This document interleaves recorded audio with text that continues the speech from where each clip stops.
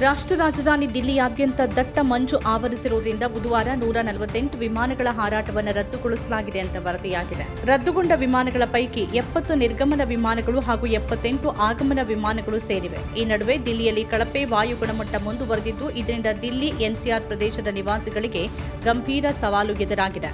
ಮೇ ತಿಂಗಳಲ್ಲಿ ಭಾರತ ಪಾಕಿಸ್ತಾನ ನಡುವೆ ಉಂಟಾದ ಮಿಲಿಟರಿ ಉದ್ವಿಗ್ನತೆಯನ್ನು ಶಮನಗೊಳಿಸೋಕೆ ಚೀನಾ ಮಧ್ಯಸ್ಥಿಕೆ ವಹಿಸಿದೆ ಎಂಬ ಚೀನಾ ವಿದೇಶಾಂಗ ಸಚಿವ ವಾಂಗ್ ಯಿ ಅವರ ಹೇಳಿಕೆಯನ್ನು ಭಾರತ ದೃಢವಾಗಿ ತಿರಸ್ಕರಿಸಿದೆ. ಭಾರತ ಪಾಕಿಸ್ತಾನ ನಡುವಿನ ದ್ವಿಪಕ್ಷೀಯ ವಿಚಾರಗಳಲ್ಲಿ ತೃತೀಯ ಪಕ್ಷಕ್ಕೆ ಯಾವುದೇ ಪಾತ್ರವಿಲ್ಲ ಅನ್ನೋ ತನ್ನ ನಿಲುವನ್ನು ಭಾರತ ಮತ್ತೊಮ್ಮೆ ಪುನರುಚ್ಚರಿಸಿದೆ. ನೋಟಿಸ್ ನಂತರದ ಮತ್ತು ನಿಯಮಿತ ವಿಚಾರಣೆಯ ಪ್ರಕರಣಗಳಲ್ಲಿ ವಕೀಲರ ಮೌಖಿಕ ವಾದಗಳಿಗೆ ಸಮಯ ಮಿತಿಯನ್ನು ಸೂಚಿಸುವ ಹೊಸ ಪ್ರಮಾಣಿತ ಕಾರ್ಯಾಚರಣಾ ವಿಧಾನ ಅಂದರೆ ಎಸ್ಒಪಿಯನ್ನು ಸುಪ್ರೀಂ ಕೋರ್ಟ್ ಪರಿಚಯಿಸಿದೆ. ಈ ಕುರಿತು ಡಿಸೆಂಬರ್ 29ರಂದು ಭಾರತದ ಮುಖ್ಯ ನ್ಯಾಯಮೂರ್ತಿ ಸೂರ್ಯಕಾಂತ್ ಅವರ ನಿರ್ದೇಶನದ ಮೇರೆಗೆ ಸುತ್ತೋಲೆಯನ್ನು ಹೊರಡಿಸಲಾಗಿದೆ. ನ್ಯಾಯಾಲಯದ ನಿರ್ವಹಣೆಯನ್ನು ಸುಧಾರಿಸುವುದು ಮತ್ತು ಪೀಠಗಳ ನಡುವೆ ಕೆಲಸದ ಸಮಯದ ಸಮಾನ ವಿತರಣೆ ಖಚಿತಪಡಿಸಿಕೊಳ್ಳುವ ಉದ್ದೇಶವನ್ನು ಈ ಕ್ರಮ ಹೊಂದಿದೆ.